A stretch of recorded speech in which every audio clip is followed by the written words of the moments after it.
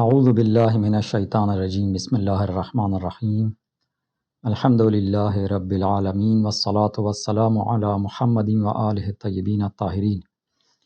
La deuxième soirée de notre série de discours est dédiée à l'imam Hassan al-Mujtaba alayhi salatu wassalam, et le sujet que je voudrais développer dans quelques minutes, je pense qu'il a une utilité importante dans notre vie qui nous aidera à établir nos responsabilités à notre époque, autant qu'un individu et autant qu'un peuple. Donc, si on regarde la biographie de l'imam alayhi salam, on peut voir il y a trois phases importantes de sa vie. Première partie, c'est après sa naissance jusqu'au décès du prophète alayhi salatu wassalam, où il a vécu le prophète avec tous ses enseignements et une vie de son enfance. Et après le décès du prophète, le grand changement social et politique de l'islam. Et troisième phase, c'est son propre imam après le martyre de l'imam Ali alayhi salam, et qui dure 10 ans jusqu'à qu'il soit assassiné et qu'il tombe martyr. Les études historiques faites sur la vie de l'imam alayhi salam, ils sont plutôt concentrées sur la dernière partie de sa vie, et plus précisément sur l'événement de la signature du traité de paix avec Muawiyah ibn Abi Sufyan. Les témoignages sont contradictoires. Une partie des témoignages qui vient du courant des Omeyyades, qui essayaient de légitimiser l'image et le pouvoir des Omeyyades, et deuxième partie qui vient du courant de Ahl Bayt alayhi salam, qui dévoile l'image des Omeyyades et qui explique les raisons pour lesquelles Imam alayhi salam a été contraint de signer ce traité de paix. On n'a pas besoin d'aller faire une longue recherche pour établir la vérité. Si quelqu'un regarde seulement l'histoire des Omeyyades, qui est remplie de crimes, de mensonges, des assassinats, des complots, et qui prouvent que comment ils ont essayé de falsifier les enseignements de l'islam, ça prouve très facilement que les Omeyyades, ils ne méritaient pas d'être à cette place, et tout ce qu'ils cherchaient, c'était la domination, c'était le pouvoir, c'était les anciens de Quraysh qui avaient la domination chez eux, et eux-mêmes, ils avaient accepté l'islam par contrainte, parce que après la conquête de la Mecque, ils n'avaient pas le choix, donc par leur propre politique et par hypocrisie, ils ont accepté l'islam, et petit à petit, ils ont remonté au pouvoir parce qu'ils étaient habitués de cette mode de vie, ce qui était la domination sur les autres, rendre esclaves les peuples, commettre l'injustice, et ils n'acceptaient pas que quelqu'un qui remet en question leur politique. La position des imams alayhi salam, de l'imam Ali alayhi salam jusqu'au imam Hassan al-Askari alayhi salam et jusqu'au imam al-Asr ajalallahu ta'ala farajahu sharif, il était très clair qu'ils n'ont jamais accepté la légitimité des pouvoirs de leur époque, même s'ils n'arrivaient pas au pouvoir, mais chaque occasion et chaque fois qu'il y a eu une occasion à réclamer leurs droits, ils ont réclamé, et là aussi l'histoire des imams alayhi salam, il nous prouve. Mais quel sujet que je voulais parler ce soir, c'était la position des imams alayhi salam, comment il a laissé le pouvoir à Muawiyah, et quels étaient les problèmes qu'il n'a pas réussi à résoudre, et qu'il a mis dans une position de, entre guillemets, une défaite militaire, politique, qui lui a coûté le gouvernement et le khilafat. Sans oublier que Imam alayhi salam, normalement les historiens ils parlent pas souvent, que Imam alayhi salam pendant 6 mois il était le calife. Donc si on va faire la liste de khilafat et des califes, le premier qui est Abu Bakr ibn Abi Qahafa jusqu'au par exemple, si on va aller jusqu'à la fin des Abbasides, Imam alayhi salam, il se trouve au niveau de 5e calife dans la liste qui doit être faite.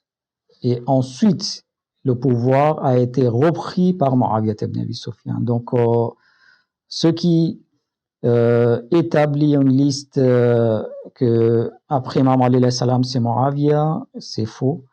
Et il ne faut pas négliger ce point-là.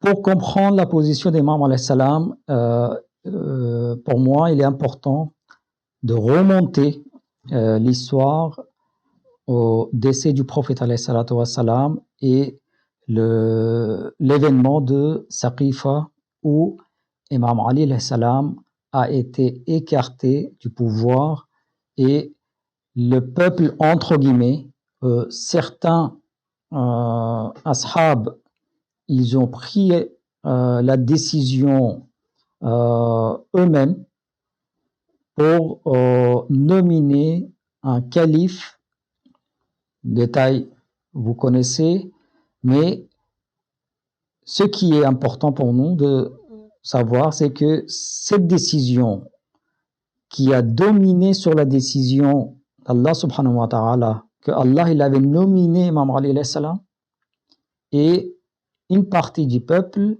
a décidé de ne pas accepter cette décision et d'avoir imposé leur propre décision avec leur propre raisonnement et leur propre argument.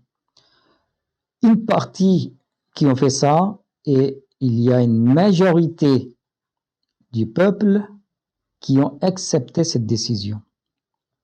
Donc, cet accord entre une majorité qui accepte la décision, une minorité qui prend la décision, qui réalise une situation concrète que le pouvoir est donné à quelqu'un qui ne fallait pas.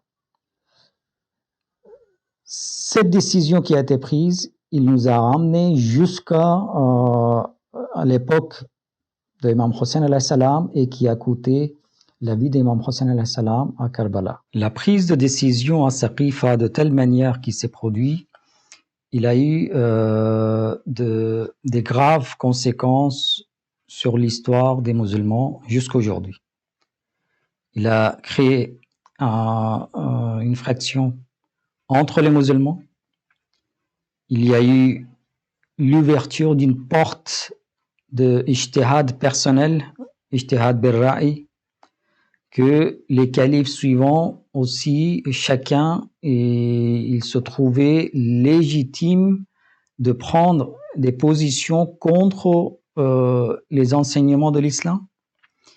Et également, quand on a laissé la porte ouverte pour que tout le monde peut prendre le pouvoir, donc quel type de califes qui sont montés au pouvoir, l'histoire, il nous prouve. Donc, je ne veux pas dire que le peuple, ils n'ont aucun rôle dans leur avenir, mais si le peuple, il prend une décision qui les ramène vers un mauvais chemin, ben les conséquences, tout le monde doit subir. Être en majorité ne garantit pas le succès, et la majorité, elle n'est pas à l'abri des erreurs. Surtout quand il s'agit d'une décision qui peut avoir des conséquences sur des peuples, sur une époque, sur les époques et sur notre future génération. Ce genre de décision, ce n'est pas la majorité qui va les assurer.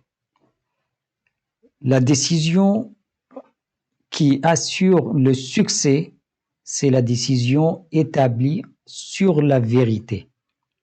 Et si on écarte la vérité, sous contexte que tout le monde est d'accord de ne pas suivre, on peut rester longtemps égaré et il n'y a pas de limite.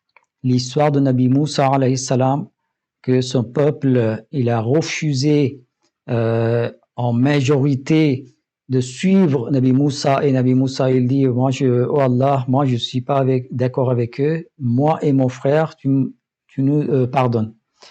Et le peuple, ils ont été punis pour rester égarés dans les déserts pendant 40 ans.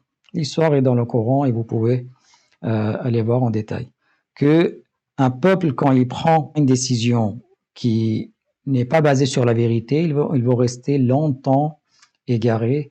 Et l'histoire de tous les prophètes, il nous prouve cette vérité. Donc pour nous protéger, Allah subhanahu wa ta'ala, une décision qui a pris lui-même, que sa représentation et le droit de gouvernement, il sera limité à la personne que moi je vous envoie, soit les prophètes et ensuite ce sont les imams alayhi salam que Allah subhanahu wa ta'ala les a nominés. Et c'est ça qui garantit notre succès. Aujourd'hui, malheureusement, cette idée de la majorité et puis la démocratie aussi, il y a une grande question que est-ce que la vraie démocratie existe?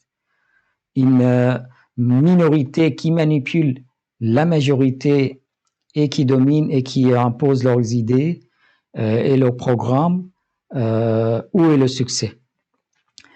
Vous allez me dire que peut-être je suis en train de défendre la théocratie, mais non. Avec la théocratie, nous avons une grande différence.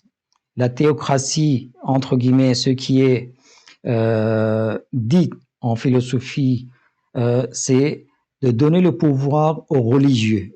Les religions, ils ont un pouvoir absolu de quoi ils décident.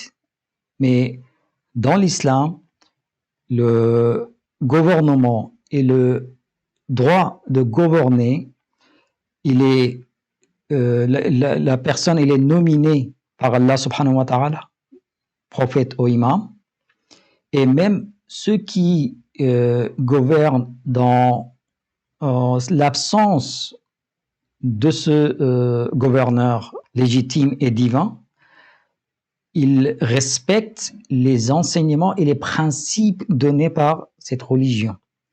Ils n'ont pas le pouvoir absolu de quoi ils décident. Non, c'est leur religion et leurs principes qui gouvernent. Donc il y a une grande différence avec la théocratie occidentale qui existait et qui a été mis à l'écart, et le gouvernement divin que l'islam il réclame. Il y a une grande différence.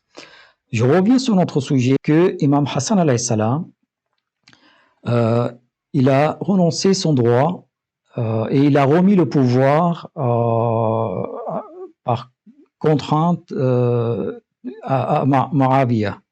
La majorité, ils ont refusé le gouvernement de l'imam alayhi salam, le khilafa de l'imam alayhi salam, comme ils ont refusé à l'époque de l'imam Ali alayhi salam.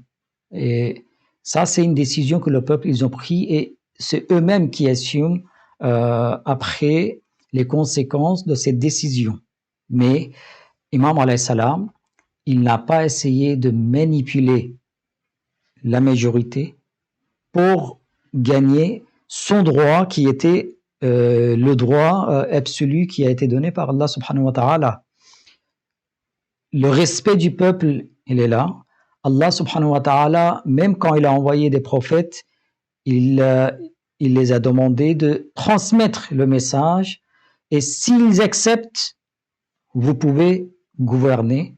S'ils n'acceptent pas, c'est leur problème, vous faites votre travail. Ce que les prophètes et les imams alayhi salam, ils ont suivi. Donc le pouvoir du peuple, il est important, très très important pour réaliser le gouvernement et les souhaits divins, mais il ne veut pas dire que c'est le peuple qui décide pour des souhaits divins. C'est-à-dire, c'est pas Allah qui va suivre les demandes du peuple, ce que le peuple va décider, mais si le peuple il décide de suivre les consignes données par Allah subhanahu wa ta'ala, ils auront la prospérité. S'ils ne suivent pas, ils sont libres, mais ils n'auront pas le succès au moins, ce qui est garanti par le système divin qu'Allah subhanahu wa ta'ala nous a mis à notre disposition de suivre les prophètes et les imams. Imam Hassan alayhi salam, quand il allait sur le pouvoir, il n'a jamais accepté la légitimité de ce pouvoir. Il a resté dans la position de contestation. Et juste pour terminer et pour conclure notre discussion, que l'islam qui est commencé avec une minorité, et le prophète alayhi salatu wassalam, il a commencé tout seul la propagation de l'islam et la prêche de l'islam. Quand le gouvernement a été établi à Médine, c'était au souhait du peuple. Donc le peuple, ils ont accepté d'avoir un gouverneur qui vient d'Allah subhanahu wa ta'ala. Donc il a eu un succès. Donc l'islam qui a commencé dans une forme d'un mouvement, il a pris la forme du gouvernement. Le prophète alayhi salatu wassalam, il a gouverné à Médine, mais après le décès du prophète alayhi salatu wassalam, la religion, il s'est transformé encore en un mouvement. Pourquoi? Parce que le gouvernement a été donné à des personnes qui n'étaient pas légitimes. Donc, Imam Hassan alayhi salam, avec le traité qu'il a signé, il a séparé le parcours de la religion avec le parcours du gouvernement actuel de cette époque. C'est-à-dire, il a arraché la manipulation de la religion de la part de ce gouvernement. Ils ont tout le temps essayé. Ils ont essayé de ramener les chiites dans le gouvernement pour les corrompre. Ils ont essayé de partager et proposer le partage de gouvernement avec les imams alayhi salam dans différentes époques, que nous allons parler demain, Inch'Allah. Mais à cette époque-là, Imam alayhi salam, il a séparé complètement que le gouvernement actuel, il ne peut pas manipuler la religion. Et ça, c'était le succès de l'imam alayhi salam, qu'il a protégé la religion qui était plus important que le gouvernement. J'espère que j'étais assez clair. Inch'Allah, on va expliquer et on va développer ce sujet en parlant d'imam Ali ibn Musa Rida alayhi salam demain. Wassalamu alaikum wa rahmatullahi wa barakatuh.